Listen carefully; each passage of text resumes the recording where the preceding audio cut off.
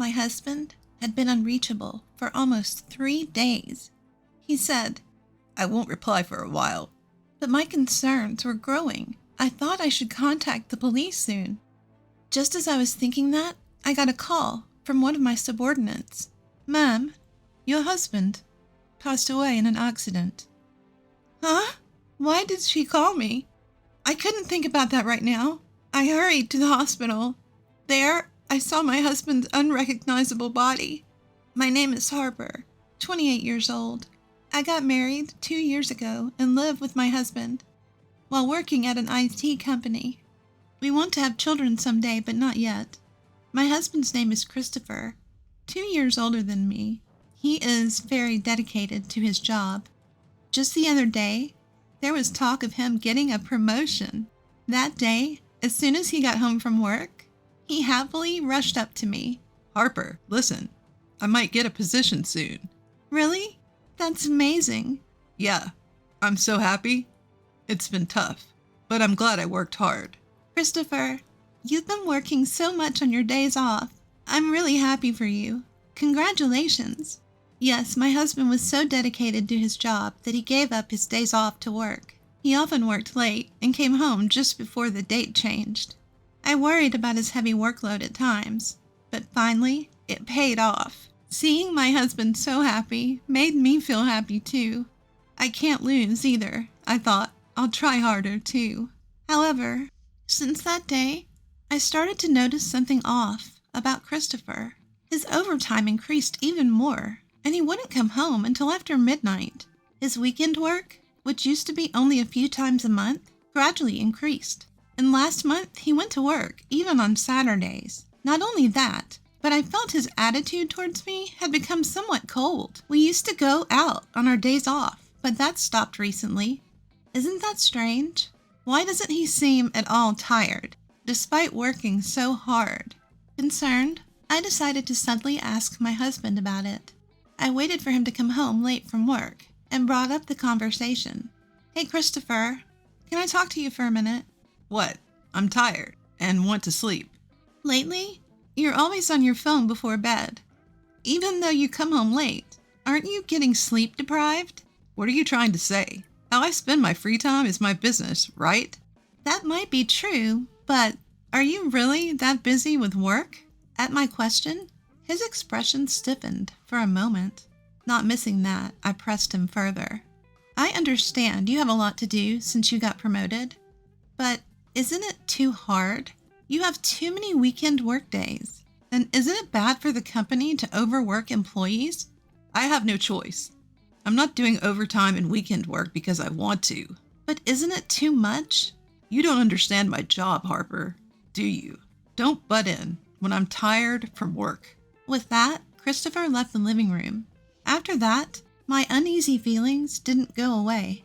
Then one day, I usually commuted by car, but on my way home from work, I got into an accident. I was rear-ended by another car and taken to the hospital by ambulance. I had bruises all over my body. After several tests to be safe, I was told to stay in the hospital for a few days. To have a change of clothes brought to me, I called my husband. However, no matter how many times I called, he didn't answer, and he didn't reply to the messages I sent. He should be done with work by now, so why? Until now, we could at least exchange messages during his overtime. I kept calling him every few minutes, and it finally connected an hour later. As I tried to explain the situation, he let out a big sigh. Ugh, you're so persistent. Can't you tell I'm working overtime if I don't answer the phone? "I'm sorry, but that's not the issue right now." "Huh? What do you mean?" "Actually, I got into an accident on my way home, and I'm in the hospital now. My whole body hurts, but they said there's no life-threatening injuries." "An accident? Ugh, what a pain you're causing." I involuntarily let out a, "Huh?" at his unexpected response. He continued mercilessly, as I was at a loss for words. "Stop getting into accidents when I'm busy. I'm not paying for the car repairs, all right?" "I understand, but I need you to bring me a change of clothes." "What? Why do I have to do that? I'm tired from work, and it's like a punishment game to go to the hospital for someone who got into an accident due to carelessness. Carelessness? Why are you talking like that? Besides, it wasn't my fault. It was the other drivers. Stop nagging. Anyway, I'm not going, and I won't reply for a while. Figure it out yourself. The call ended there. The busy tone echoed in my ear, pushing my heart to the limit. Before I knew it, I was in tears.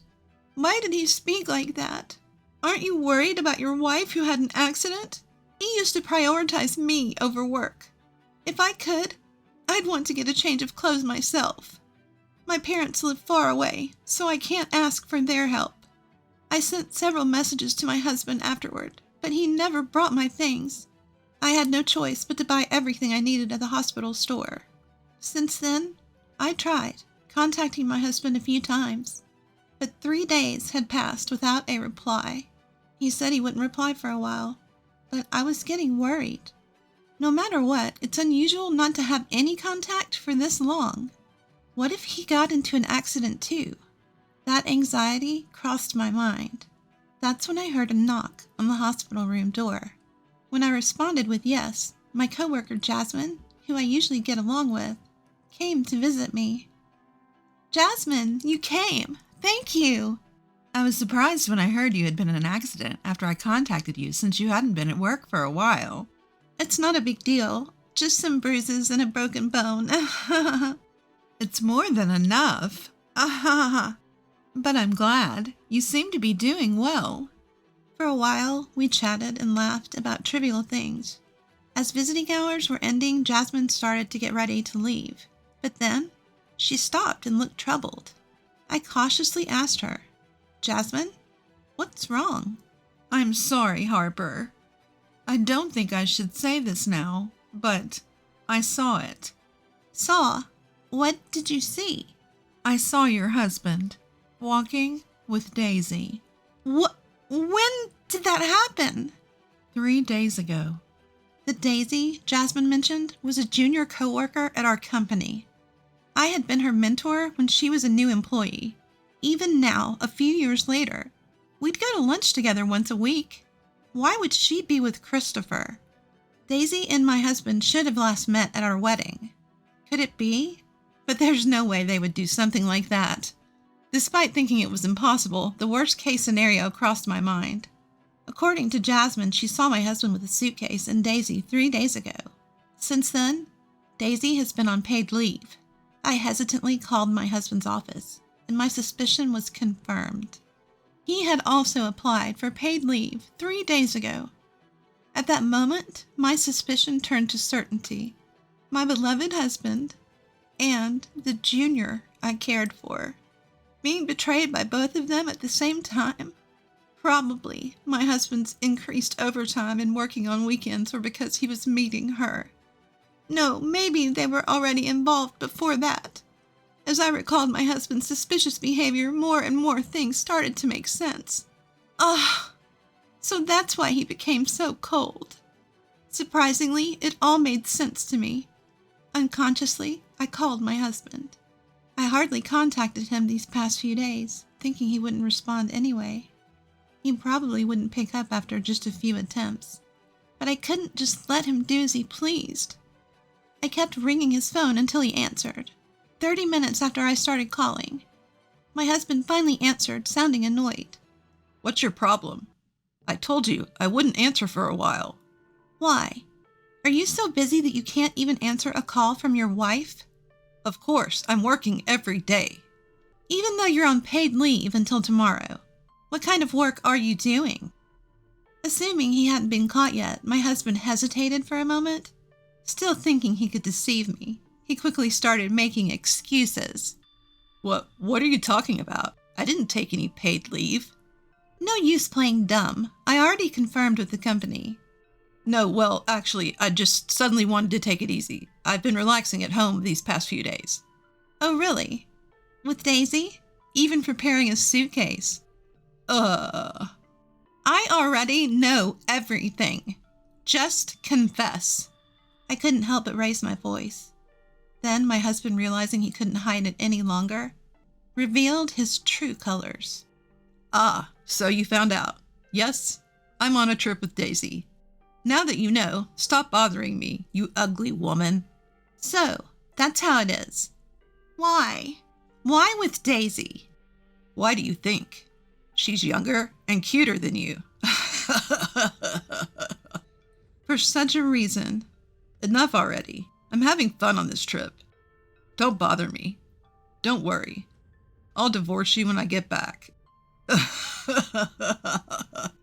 He said, See ya. and hung up the phone. It was right after that. The love that I had for my husband turned into hatred. In an instant. I can't forgive him. To be betrayed in such a terrible way? I won't let them have their way. I'll definitely send them to hell. That's when I decided to take revenge on them. But before I could take matters into my own hands, divine punishment would come to them. The next day I was discharged from the hospital and started to regain some mobility. To prepare for my revenge, I opened my smartphone to search for a lawyer's office. Just then my phone rang. Daisy's name appeared on the screen. My husband's affair partner? Surprised for a moment, but I couldn't run away now. I gathered my courage and answered the call. Hello? Harper? Ma'am? I'm sorry. I'm so sorry. Isn't it common sense to apologize in person? Yes, you're right. But that's not the point right now. Huh? Daisy's voice was somewhat shaky. Then she said something that made me doubt my ears. Your husband has died in an accident. What? I was so shocked that I couldn't find the right words. Confused, I barely managed to respond to Daisy. He's dead? What are you talking about? Christopher is on a cheating trip with you, isn't he? Yes, that's true. But on the way home, Christopher got caught in an accident. According to Daisy's story, it seems the two of them were in an accident on their way home from the airport. Christopher was hit by a car, and although an ambulance was called right away, he didn't move a muscle. To my surprise, the hospital Christopher was taken to was the same one I was staying at. I quickly hung up the phone, explained the situation to the nurse, and headed to my husband's side. I had to move using crutches as my broken bone hadn't fully healed. Since I heard he had died, I assumed I'd be taken to a morgue or something, but incredibly, Christopher was still alive. However, he was seriously injured. Just after I arrived, a breathless Daisy rushed in. Seeing Christopher lying in the bed, she collapsed on the spot when she realized he was still alive. I had a lot to say, but unfortunately Christopher was in critical condition. I told Daisy we'd talk later, and we each went home that day. Days later, Christopher barely pulled through, but the accident left him paralyzed from the waist down, forcing him into a wheelchair. My in-laws were furious when they found out about the affair trip. Although they must have felt something, seeing their challenged son, they scolded him clearly, saying, You brought this on yourself by having an affair. After my in-law left, I called Daisy and decided to have a talk with her and my husband. When I arrived at my husband's hospital room, they were having a loud argument. If you hadn't pushed me that time, none of this would have happened. It's all your fault. What? You're the one who wanted to take that route. Don't blame me. What did you say? In the first place, this happened because you wanted to go on a trip. I paid for everything. Give me my money back. Pay for the treatment, you lousy woman. You hurt the man you love, so you should pay, right? Don't be ridiculous. Who would get serious with a guy like you? This was just a fling. I'll never see you again. What? The two of them carried on their unbearable argument, apparently not realizing I was there. I couldn't take it anymore. I forcibly opened the door to the hospital room, took a deep breath, and shouted at them. Enough! It's because you had an affair in the first place that this happened. Take your blame game somewhere else. Harper. Ma'am?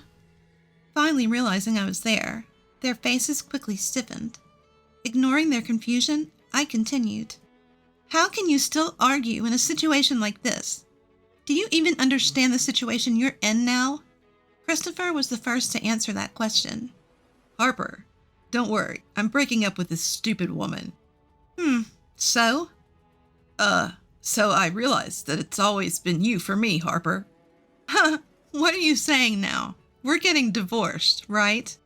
What? I couldn't help but burst into laughter at my husband's dumbfounded expression. Didn't you say it? When I get home, we'll get a divorce, or what? Now that you've fought with your affair partner, you want to stay married to me. Are you an idiot? There's no way I'd spend my life with a piece of trash like you. Harper, why? Didn't you love me? Don't mess with me. Who betrayed that love first? It was you. After all that talk about getting a divorce, you want to get back together when it's convenient for you? I'm not as cheap as you think. If you understand that, never show up in front of me again. Keep regretting this for the rest of your life, you jerk. My husband was stunned by my yelling. Daisy was pale and trembling. Later, I was discharged from the hospital and decided to stay at my parents' house for a while. After that, my divorce from Christopher was finalized through a lawyer. I demanded alimony from him and Daisy, which they paid in full. Christopher was fired from his job due to this incident. It turned out he'd been using company money for their affair. Adding to his paralysis, he was easily dismissed. All that remained for him was a claim for damages from the company. Finding a new job with his condition would probably be difficult. It didn't take long for word of Daisy's affair with my husband to spread throughout the company. She was met with cold stares and eventually couldn't stand the atmosphere and began skipping work without permission. As a result, I heard she finally submitted her resignation. Now those two will probably never lead a decent life again. Even so, I don't feel sorry for them. This is a disaster they brought upon themselves. As for me, I rented an apartment near my workplace and started a new life. Many colleagues show concern or curiosity, but honestly, my feelings are mixed, and I can't describe how I feel. But such trivial rumors will probably die down soon. Now, I want to enjoy my life without being swayed by others.